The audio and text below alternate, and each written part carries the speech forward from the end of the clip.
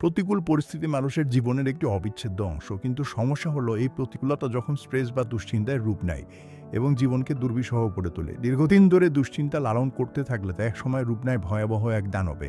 কাল্পনিক এই দানবের অস্তিত্ব শুধুই আমাদের কল্পনায়, কিন্তু তার বহিঃপ্রকাশ ঘটে চূড়ান্ত শারীরিক এবং মানসিক বিপর্যয়ের মাধ্যমে, স্বাভাবিক জীবনের পঙ্গুত্ব বরণের মাধ্যমে।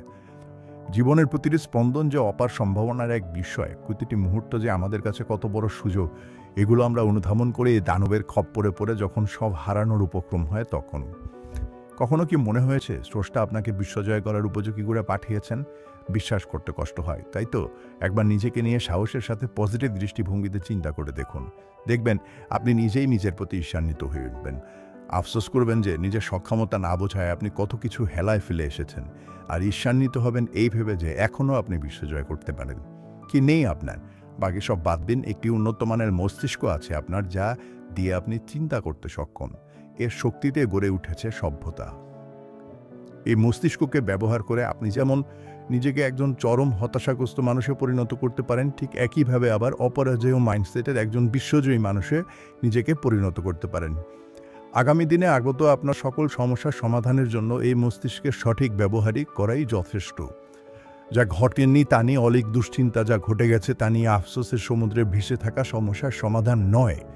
ভেবে দেখুন, যেগুলোকে আজকে আপনার মহাবড় সমস্যা মনে হচ্ছে, সেগুলো সময়ের প্রবাহে হবে নিছক এক অভিজ্ঞতা।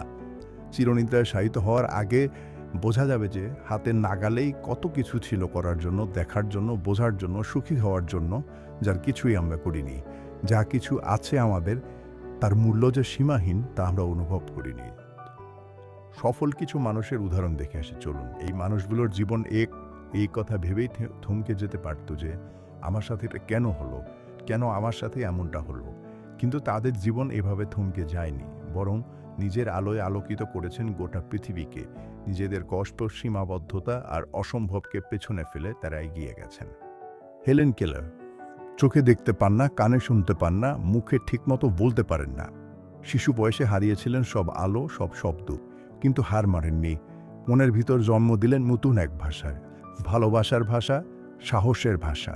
তিনি দেখালেন দৃষ্টি হয়েও আলোকিত করা যায় পৃথিবীকে। স্টিফেন হকিং, তার কথা তো আমরা সবাই জানি। ব্রিলিয়ান্ট স্টুডেন্ট, উজ্জ্বল ভবিষ্যৎ তার সামনে, কিন্তু হঠাৎ পার্কিনসন্সের কঠিন বাস্তবতার মুখোমুখি হতে হলো তাকে। প্যারালাইজ শরীরের মধ্যে অদম্য মস্তিষ্ককে বন্দি করে তিনি মহাবিশ্বের রহস্য ভেদ করলেন। আজও বিশ্ব তাকে মনে রাখে সেই মানুষ হিসেবে যিনি চলতে না পারলেও পুরো মহাবিশ্বের উপর ছুটে বেরিয়েছিলেন। নিক ভুজিচিচ, হাত নেই পা নেই দিয়ে সীমাবদ্ধতা দেখে অনেকে ভেবেছিল এই মানুষটির তো হতাশায় ভেঙে পড়ার কথা, আত্মবিশ্বাস হারিয়ে নিজেকে হারালে গুটিয়ে ফেলার কথা। কিন্তু তিনি তা করেননি, বরং নিজে দাঁড়িয়ে থেকেছেন অন্যদের কান্নার ঢেউয়ের বিরুদ্ধে। প্রমাণ করেছেন অন্ধকারে হারিয়ে যাওয়ার জন্য নয়, বরং আলো ছড়ানোর জন্যই মানুষের জন্য।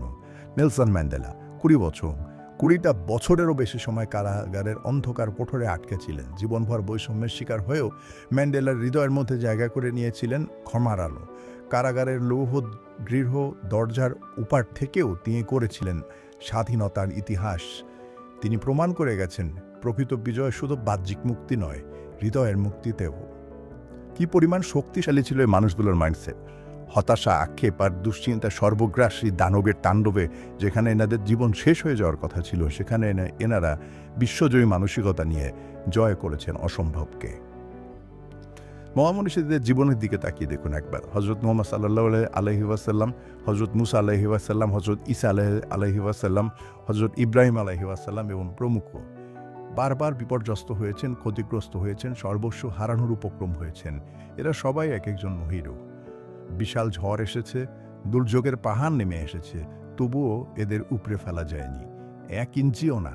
কারণ তাদের ভেতরে ছিল এক দৃঢ়তা, যা বাহ্যিক শক্তির চেয়ে অনেক বেশি গভীর, অনেক বেশি অমোঘ।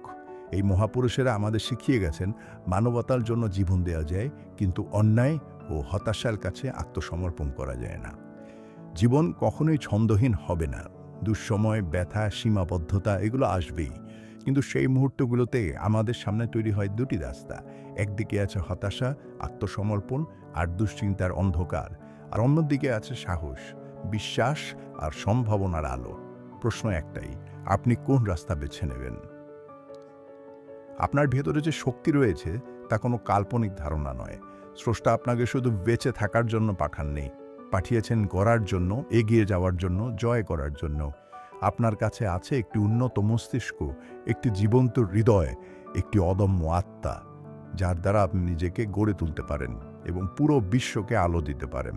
তাই আসুন আর নিজের ভাগ্যকে দোষ না দিয়ে নিজের প্রতি ঈর্ষান্বিত হই। আসুন প্রতিটি মুহূর্তের জন্য কৃতজ্ঞ হই, আর জীবনকে দুশ্চিন্তার আগুনে পোড়ানোর বদলে গড়ে তুলি একটি অপরাজেয় মানসিকতা, যা আমাদের নিয়ে যাবে সেই জীবনযাত্রার দিকে যেখানে ব্যর্থতা নয়, সাহস আর স্বপ্নের বিজয়ে লেখা থাকবে।